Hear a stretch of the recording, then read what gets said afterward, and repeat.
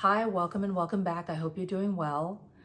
I am recovering from surgery, like today, like this morning surgery. And I'm still a little groggy, so bear with me. But I learned a lot of lessons through this experience, and I thought I would share and draw some parallels between what I learned and the narcissistically abusive relationship in hopes that it may help you. I have some notes, so bear with me. Dr. Bessel van der Kolk, who is a psychiatrist, author, researcher, and educator, was quoted as saying, "Being traumatized means continuing to organize your life as if the trauma were still going on, unchanged and immutable, as every new encounter or event is contaminated by the past." This really resonated with me. Narcissistically abusive relationships can certainly put the con in contaminated. It can be very traumatizing, and there's a pattern that goes along with them. There's a pattern that the narcissist follows in terms of the cycle of abuse, in idealization, devaluation, discard, and even hoovering. You can also follow a pattern of behavior when you are exposed to traumatic events, especially if it's repetitive, where maybe you've been in a number of narcissistically abusive relationships, maybe romantically, or you tend to take on positions where you're surrounded by narcissists at work, or you may have grown up in a narcissistic family and have continual interactions with a narcissistic family member, or you may have certain responses when dealing with people as you go about your life.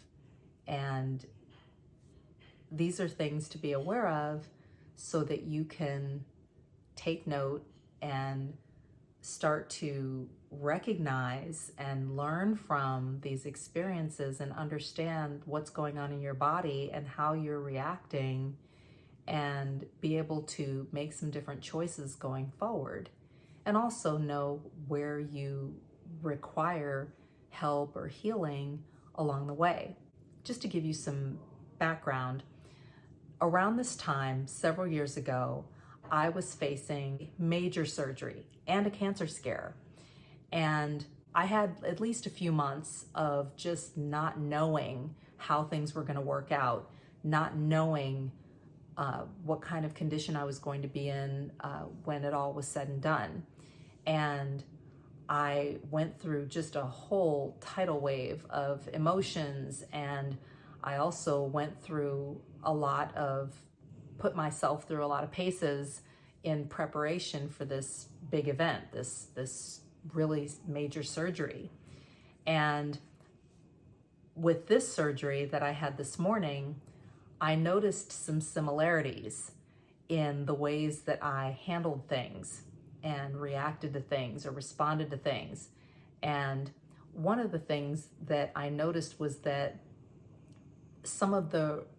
this surgery brought up certain reminders to me that I experienced in the past with the major surgery several years ago. And that included just that anxiety or panic of, oh no, and the fear of the unknown, say in the form of the outcome. Also, I noticed just going through best and worst case scenarios and reacting emotionally, even if it was just internally to that, and maybe even verbalizing it. I know I talked to my husband about it and was expressing to him some of the things that I was feeling and thinking heading into this surgery this morning. Also, I noticed that this just desire to research my options, to try to figure out, okay, is there something else I can do, or what can I do to prepare, or what can I do to maybe avoid this, or different things like that. That same desire to research my options, to research about, what was going on, and research about my body, and just those kinds of conditions. That came up. Another thing was responsibility. Like, okay, I really don't have a lot of history to go on in terms of my family or my ancestors, so I've got to really own this. Like, this is something that I need to face. I need to, dive into it. I need to embrace what's going on. I need to find out what's going on and get to the bottom of it so that I can, help my family even going forward. And I also noticed that I came to a point of resolve, like, okay, this is happening. It's scheduled, it's happening. I'm gonna go through it, and, I can do this. I've been here before, and I've got support, and I've got good care. So I just need to, let go and trust the process and control what I can control, but trust the process. I noticed my reenactment and reliving of that experience several years ago today. I'll share some of the ways that came up. Those were some of the reminders that I got from this procedure this morning, this time around, in relation to what happened several years ago with that surgery and situation. And by the way, that ended great. I didn't have cancer, and I recovered very quickly.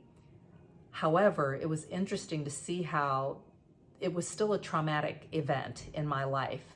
And it was interesting to see how that impacted the way that I dealt with today's procedure. The second area that I wanted to talk about with this is the reenactment. I noticed that just like several years ago, there were certain things that I did this time around that were very similar, if not identical, because it was a different time, different space, but things that were similar to what I did last time with that surgery I had several years ago. And one was the cleansing and detoxing.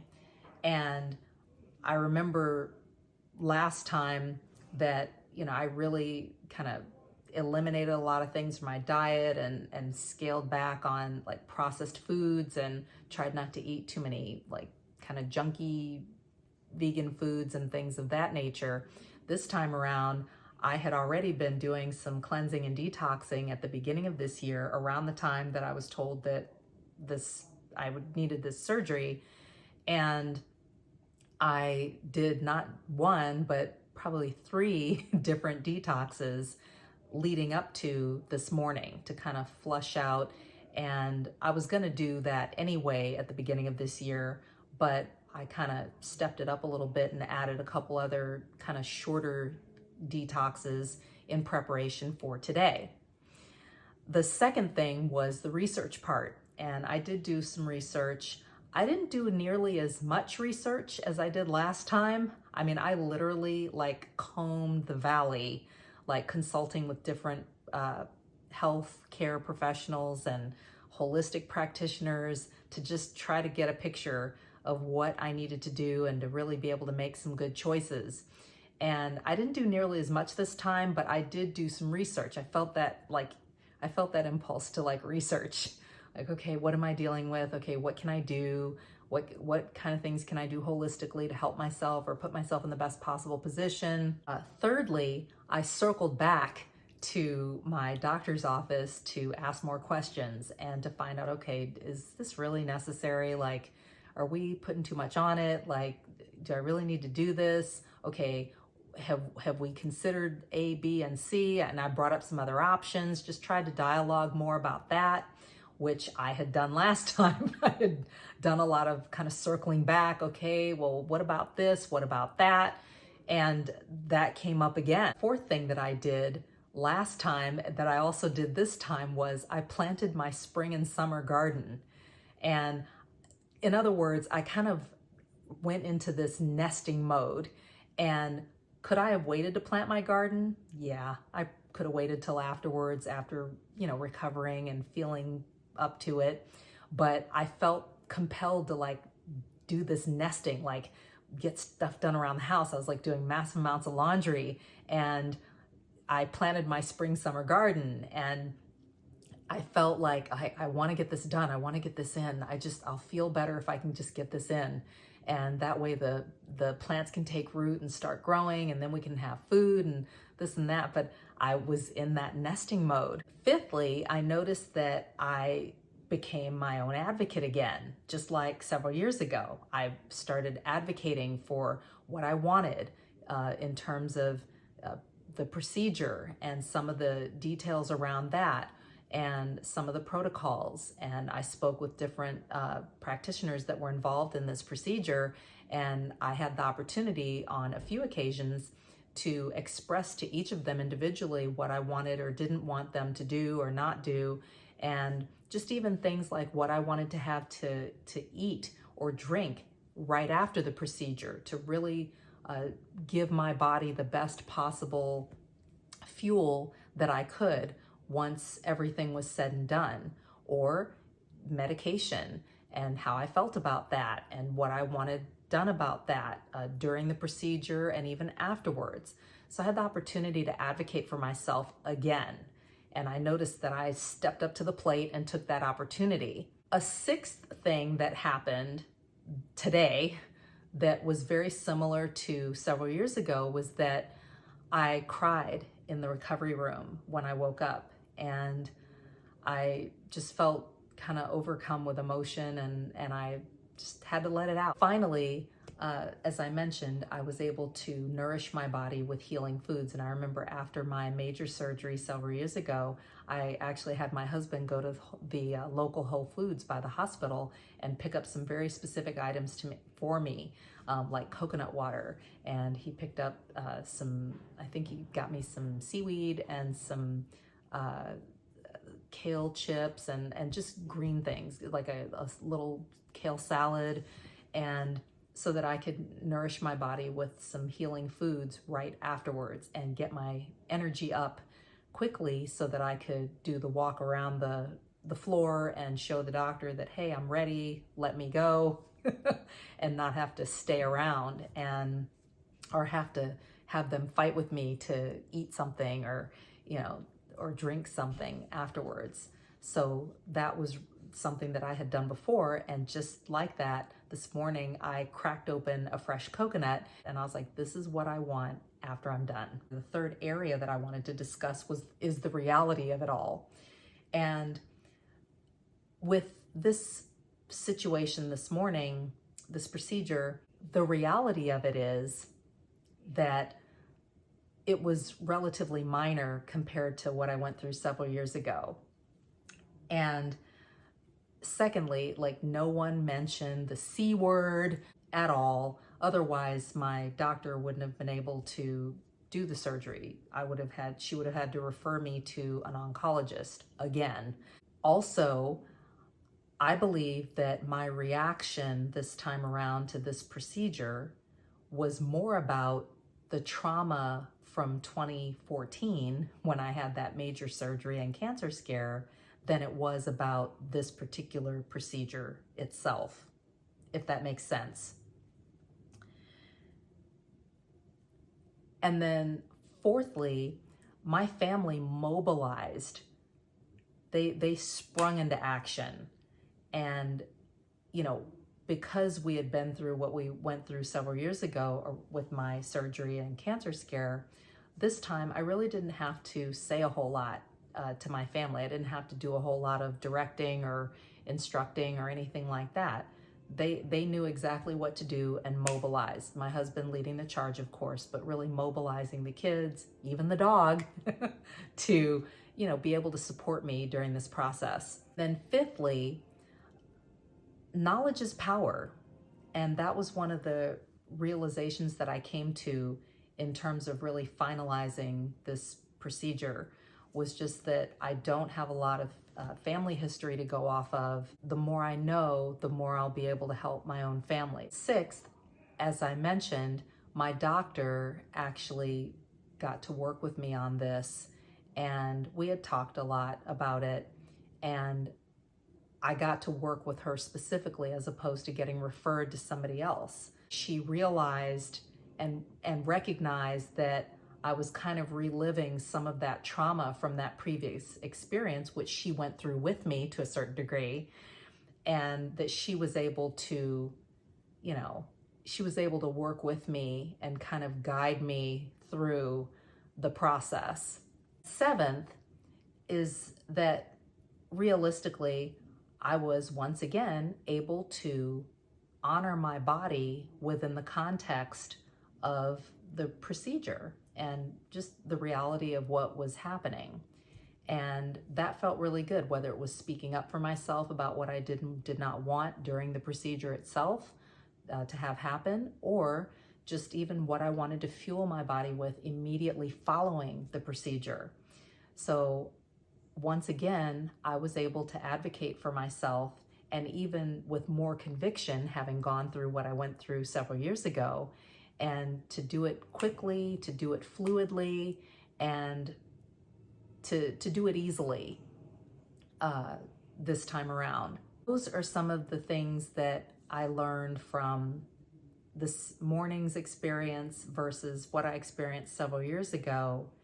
And just like Dr. van der Kolk says, every new encounter or event is contaminated by the past, that the narcissistically abusive relationship that you've experienced or that you are experiencing is likely contaminated by your past. And what you're feeling and the way that you're reacting and behaving within the context of your current situation or your most recent situation, if you're out of it, is likely tied to something deeper or something that goes further back in your past, a past event that was more severe, more extreme, or that maybe lasted longer.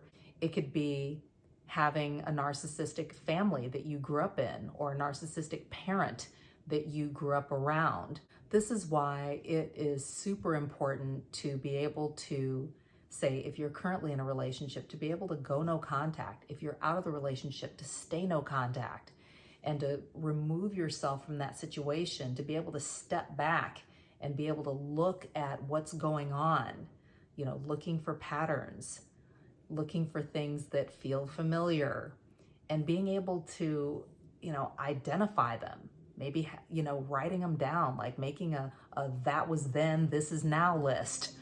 Being able to connect the dots in these encounters or events or relationships so that you can better understand maybe areas that you need to work on, or things that maybe you missed before, or just even reasons why you are, having recurring events, like say recurring relationships that are very similar in nature.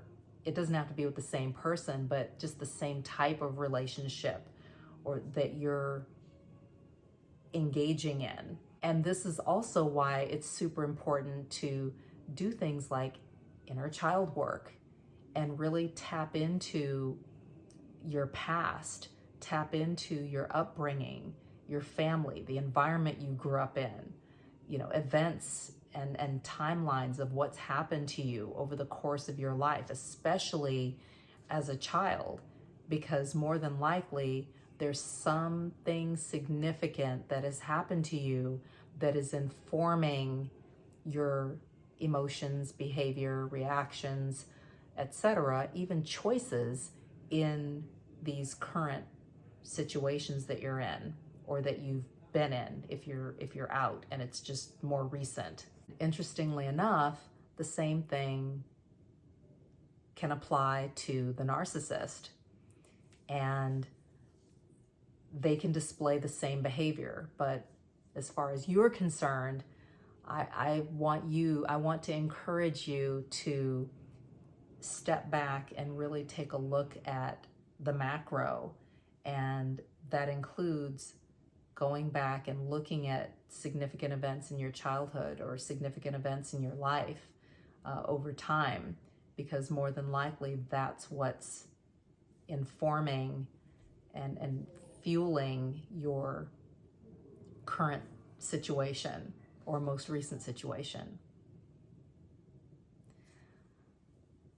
Narcissistically abusive relationships can definitely put the con in contaminated, and things that you have experienced in the past can fuel your emotions, behavior, reactions, even choices in the context of narcissistically abusive relationships currently or more recently. The truth of the matter is that narcissists are everywhere, and you are likely going to run into more than one. Hopefully, when you step back and really look at, the timeline that is your life and are able to identify significant traumas along the way up to date, then you can gain some understanding and hopefully gain greater conviction